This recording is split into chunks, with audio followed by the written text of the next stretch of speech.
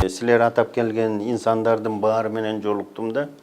Göçö YouTube'dan da okup kaldım. Kayсы bir jerde bir жыйын болуптур. Ошol мурда абакта отуруп азыр бошонуп келиптир. Ошолор менен жолугушуу болуп атып, анан ошол жерде бир инсан чыгып алып туруп, омбудсмен кайда жүрөт? Мындайда омбудсмен болбосо бөлөктө эмне кереги бар деп, эми ал кишиде маалымат жок экен да. Онда ойлоп көрсөм, себеби өзүм да как омбудсмен катары ошол омбудсмен аппаратынын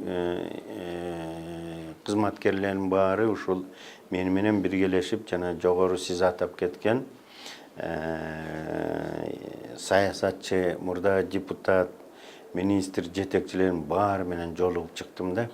Жолугуп чыгып, эми бул жерде айтып коюш керек, ал жерде ошол эле жанагы айрым инсандар бошоп атпадыбы? Бошоп абактан келип азыр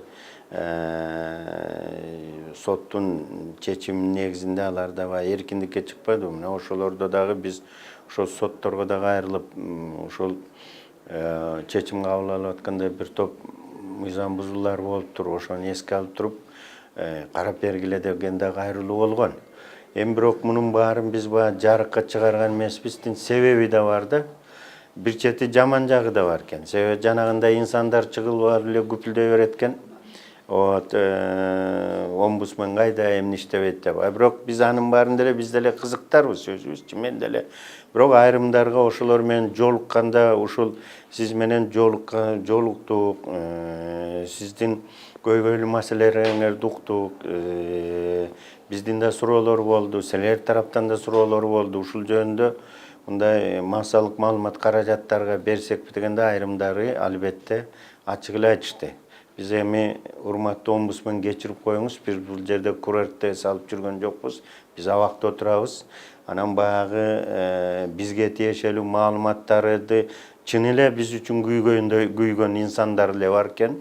Бирок көпчүлүгү баягы биздин атыбыз менен, биздин абалыбыз менен пайдаланып, өзүнө пиар жасап, опулдап көрүнгөн жыйында сүйлөй берет экен, өзүнө пиар жасап. Анан биз эми биякта момундай абалда тургандан кийин ошол кереги жок дегенден, ошон үчүн биз ал кишилер макулдук, айрымдары макулдук бербегендиктен биз маалымат тараткан жокпуз. Бирок баарлар менен иштешип, колдон келген жардамды берип, кайрылууларды жасап, ушул могул жерде мыйзам бузулуп калыптыр, могул жерде мыйзам каралбай калыптыр, могул жерде адвокаттын сунуштары четке калып, эске алынбай калыптыр деп, мыйзам боюнча ушундай болуш керек деп, мыйзам чегинде биз өзүбүздүн шунустарыбызды, ой пикирлерди инстанцияларга, анын ичинде биринчи ирет ошол сотко, прокуратура тарабына кеңири жеткирип турдук.